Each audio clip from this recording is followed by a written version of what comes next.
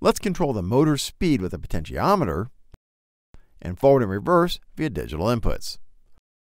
I wired a potentiometer like this and the digital inputs with normally open switches like this because those are the default uses of those digital inputs and we won't have to change those parameters.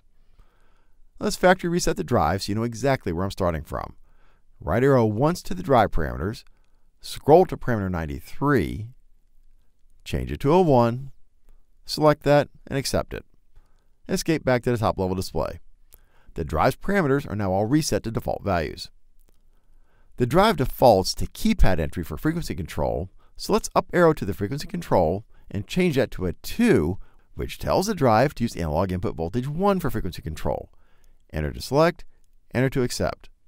Now while we're here, let's scroll down to the acceleration parameter. Looks like it's 20 seconds. That's a long time for a short video, so I'll change him to something more reasonable like 4 seconds. Enter to select, enter to accept. And I'll scroll up to the deceleration parameter and set him to 4 seconds too. Again, just to expedite the video.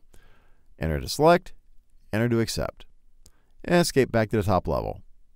And sure enough, if I rotate the potentiometer, the frequency command changes. Keep in mind, that's just the frequency command, or some folks call it the frequency reference.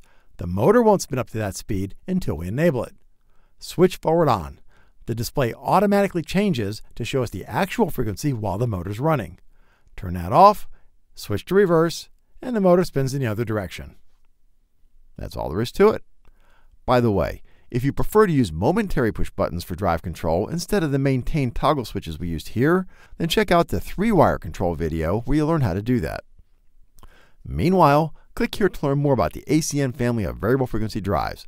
Click here to learn about Automation Direct's free award-winning support options, and click here to subscribe to our YouTube channel so you'll be notified when we publish new videos.